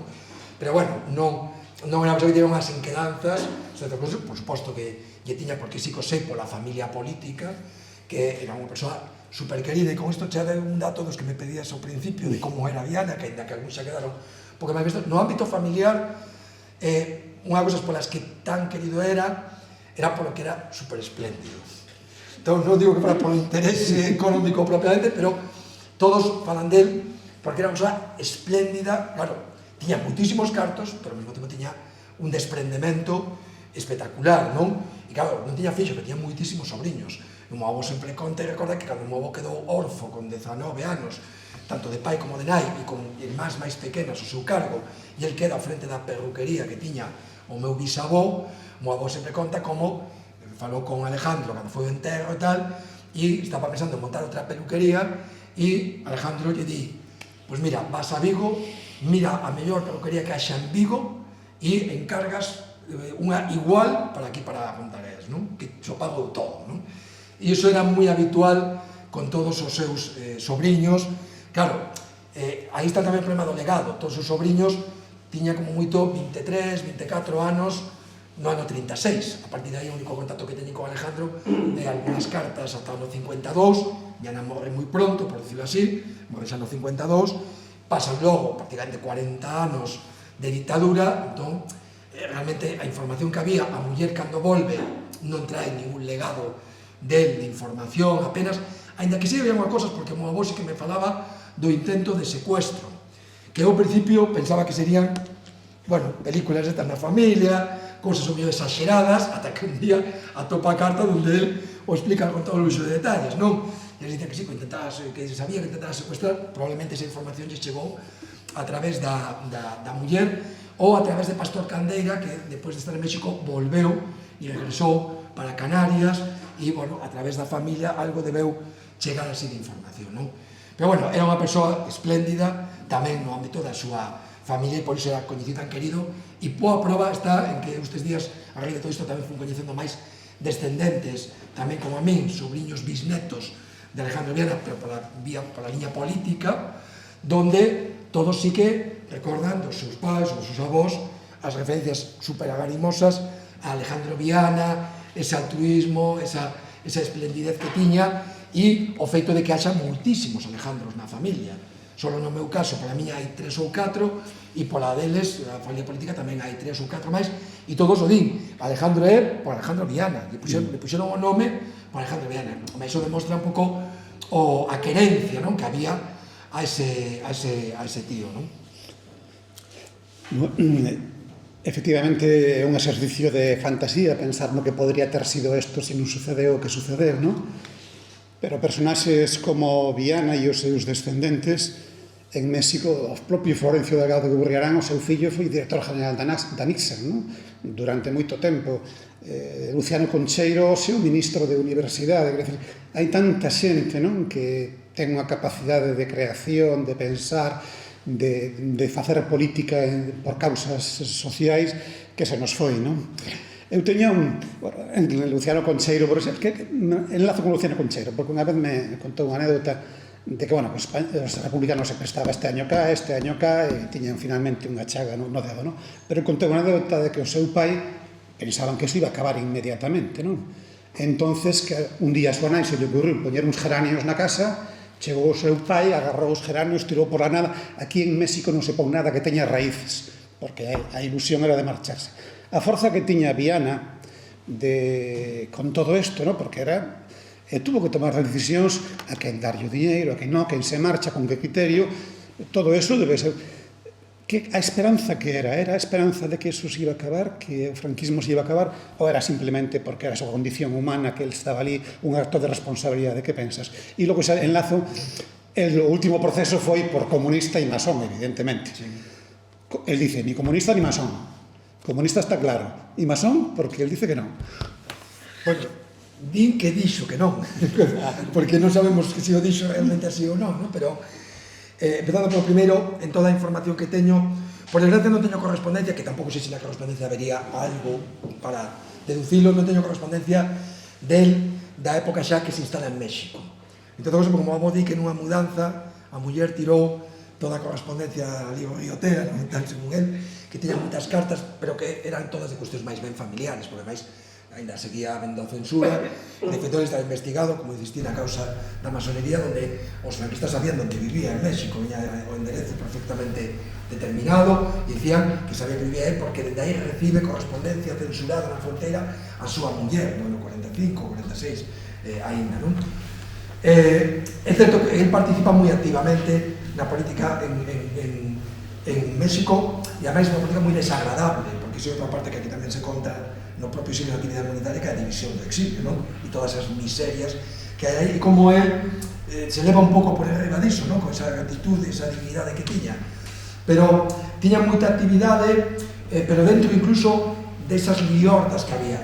De todo o que é a información que hai sobre él, da actividade política, que si hai bastante, en ese sentido, non se pode deducir se tiña unha esperanza, expectativa máis alá da que podía ter o conxunto dos exiliados, e unha persoa que estaba moi activa políticamente, evidentemente, pois estaría moito máis ao tanto de todas as cuestións que estaba facendo, esa participación nas asambleas das Nacións Unidas, esas esperanzas aínda cando acaba a Guerra Mundial, de que pode haber un cambio en España por parte dos aliados, promovido por os aliados, pero bueno, é certo que o seu sobrinho, eso sí que o recorda, son Fontes Solés, o seu meu avó, sí que unha carta lle di para que se veña para Portugal, pois tamén alguna correspondencia facía a través de Portugal, para evitar tamén o tema da censura, con Ponteareas estaban ali, ou os mesmos que iban hasta ali, mo avó, pero el lle di que por que non se ven e se instala en Portugal porque tería certas garantías de que non sería entregado por persoas de Ponteareas que teñan moi boa relación co réxime salazarista e tal. E el di que non se fía dos portugueses.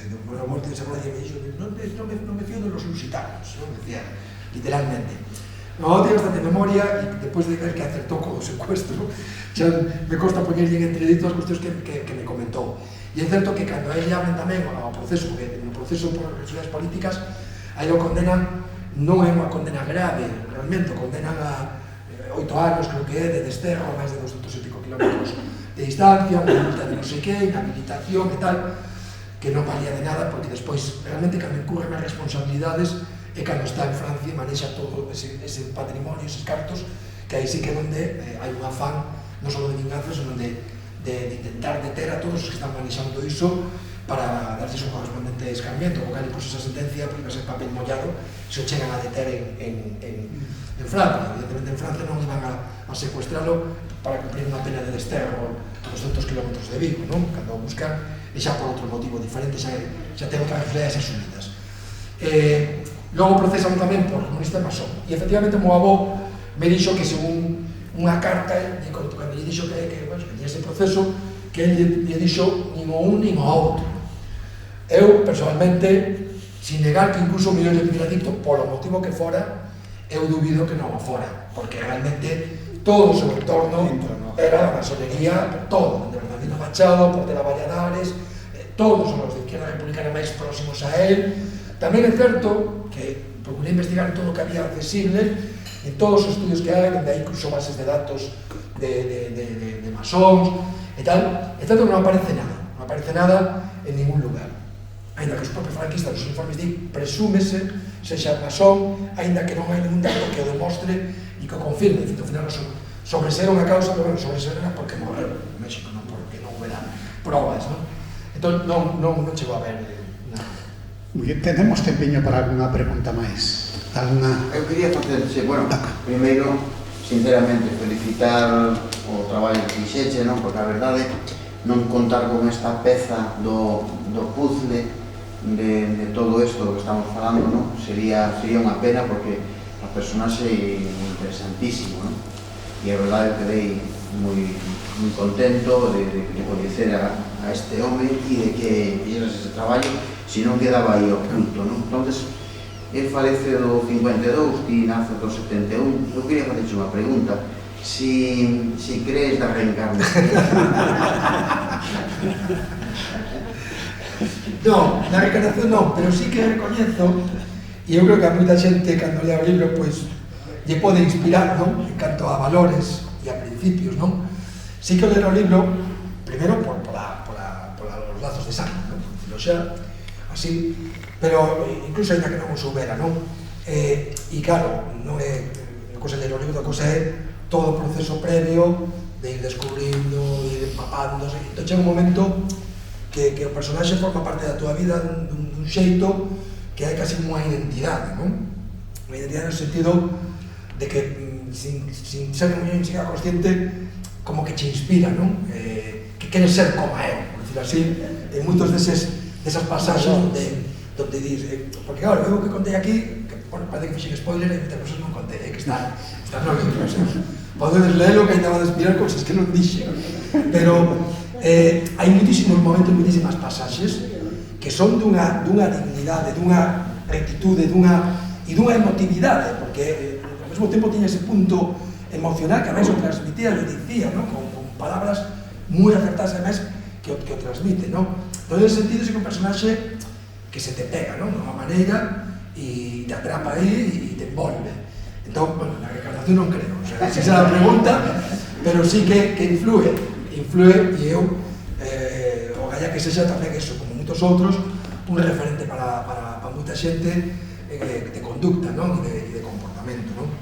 A mí me comentar dúas cousiñas, simplemente, pois, non sei, que me acordei agora. Unha, que é importante nese labor de difusión e de que isto chega a todo o mundo, está moi ben un libro, e os que nos gusta un libro, pois máis aínda, porque o disfrutas. Hoxe en día, sempre, pero hoxe en día máis, a difusión para chegar realmente a todo o mundo vai por outros derroteiros, non? E ainda que, bueno, saiu en prensa, en radios, afortunadamente está tendo moita difusión desde ese punto de vista, e está chegando xa a miles e miles de persoas, por menos que lle son o nome e 4 datos, que se o sigue galego, que se tal, mas logo, moitos centros de persoas que xa mercaron o libro e o están lendo e se empapa máis, e os centros de persoas que xa, os 20 e pico presentacións, e unhas 600, 700 persoas, máis ou menos xa, que se marcha con toda esta chapa que nos acabo de dar, toda a lección ben aprendida. Entón, esa atención de decir, bueno, que está chegando moita xente, a tu vegata, que saiu, hai unha reportaxe moi bonita, pero, bueno, a ilusión, e estamos facendo, a ver se se pode, conseguir que o faga, é que se faga un audiovisual. Porque, ademais, é de guión, de película. Cando fixemos a presentación en Porriño con Alfonso Pato, o director do Festival de Cannes, claro, decía, Alfonso, isto dá para unha película, non? Porque isto é para unha película, o guión xa casi está feito, non? E decía, pues sí, decía, pero sería unha produción moi cara, eso sí, sería unha produción moi cara.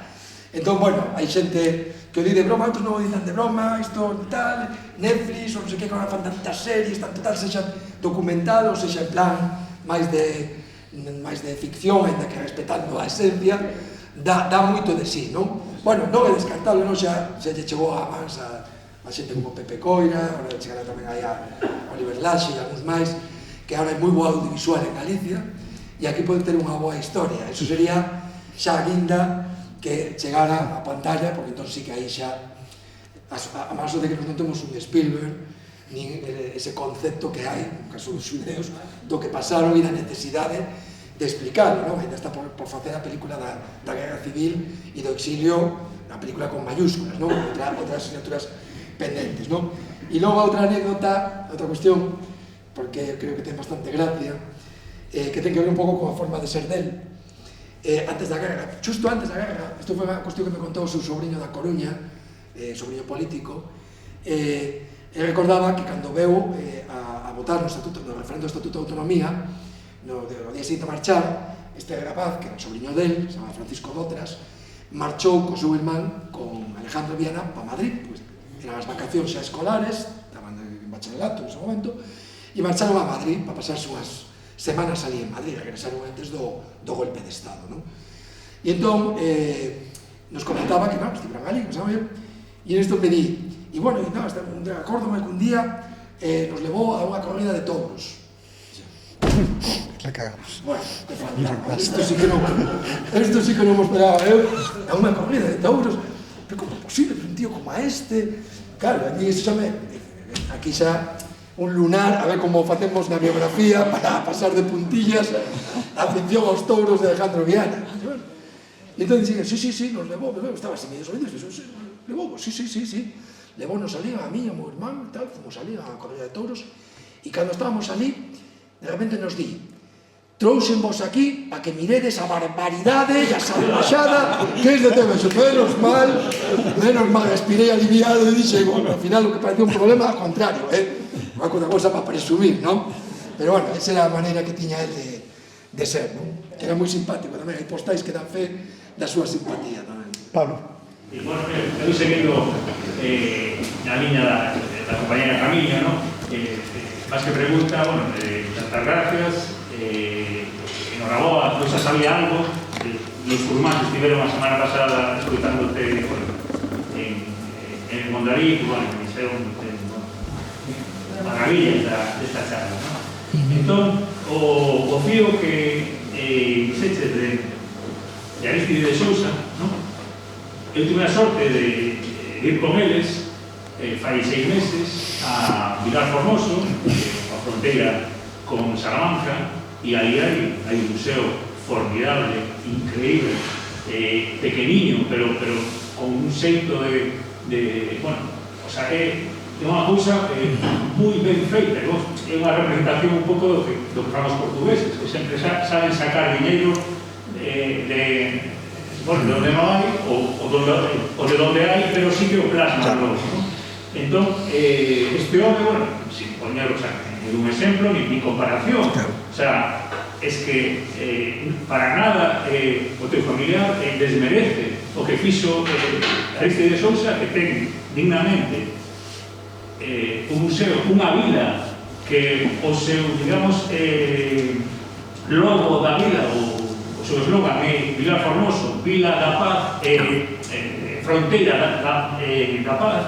É un museo que está na estación de ferrocarril, que digna de ver, que é unha estación portuguesa fermosísima, con dous vagóns onde chegaban toda esa xente que logo canalizaba, están ali os dous vagóns, ¿no? E logo, pues, bueno, está ali, o sea, o contenido e o continente é digno de ver e de escoitar, e eu penso, bueno, ahora que estás tan lanzado, que es unha persoa que xa se ve con unha esperanza, un ímpetu por moi forte, penso que todos os de aquí firmaríamos e apoyaríamos, porque a veces vemos museos que non ten razón, que non ten sentido, e este, pues, estaría máis que merecido na súa vila ou en Vigo, ¿no?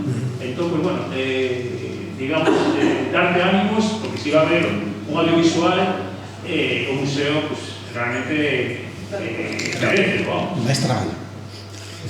Pois sí, bueno, moitas grazas. A verdade é que eso de un posible museo ainda non se pasou por a cabeza casi nada, bueno, ni nada parecido, pero tes toda a razón do mundo e estamos como ainda en fases máis, digamos, máis básicas, non? Agora estamos vendo de facer unha exposición con uns paneis, con fotos e algúns textos e tal, para poder tamén pois chegar con ese formato a máis xente. Eu este luz vou ir ao Instituto de Ponteareas, hai pouco fui ao Politécnico de Vigo, antes non sei que comentaba algo da universidade, comentabas ti da universidade, vou ir á Facultade de Filoloxía a final deste mes tamén. Entón, bueno, eso é unha cuestión que, efectivamente, o exemplo de Portugal revela que aquí, con máis motivo, poderíamos facer algo semellante, non? Que por certo non sabía iso, grazas pola información, porque xa sei onde vou ir en canto teña un día por aí libre de visita, porque non descoñecía o tema ese do museo e do lugar que acabas de comentar. Pero, a ver, nos en Ponteareas agora estamos preparando cuestións relacionadas á memoria histórica de máis liados, que non quede só centrado na figura del. É certo que eu estou como nun compromiso agora, non? Porque ali xa se puxo casi en cuestionamento que fixe a presentación do libro nun edificio municipal que estaba, digamos, promocionando o meu libro, aproveitando o Concello para promocionar o meu libro. Imaginadevos, en canto se trate a cuestión de que hai que facelo como distí, máis que unha iniciativa miña ou incluso o goberno ahora mesmo xa está suficientemente popularizado como para que poda xa xurdir e canalizarse máis dende a sociedade, non? Como unha demanda inevitable. De feito, nos temos a previsión nun edificio que se vai rehabilitar a Ponteareas do centro cívico de que leve o seu nome, eso xa como mínimo, e que haya dentro haxa materiais e cosas permanentes, non? Entón, bueno, gracias pola idea e o galla que se poda tamén ver plasmada con iso, igual que a película. Non cabe duda de que hai unha escritora filla de galegos que vive en Buenos Aires, María Rosa Lojo, que é unha das máis relevantes que existe ahora, que filla de galegos, de Bueu, dice, porque os galegos non temos Hollywood, que senón hai historias dunha potencia como a de Alejandro que sin duda o merece, non? Bueno, é hora de rematar. Ás veces as primeiras impresións son as que valen, e eu cando tuve a impresión de que hoxe podíamos marchar daqui reconciliados coa condición humana e reconciliados e orgullosos de ter xente como esa, pois realmente era unha boa impresión, a pesar de todo o que se viviu en Francia, que, por certo, eu recomendo o libro, sobre todo porque do que pasou no franquismo aquí sabemos bastante, pero das angurias e cousas dramáticas, episodios constantes que viviron no exilio en Francia, no libro está moi ben documentado. Moitísimas gracias, Roberto. Moitas gracias.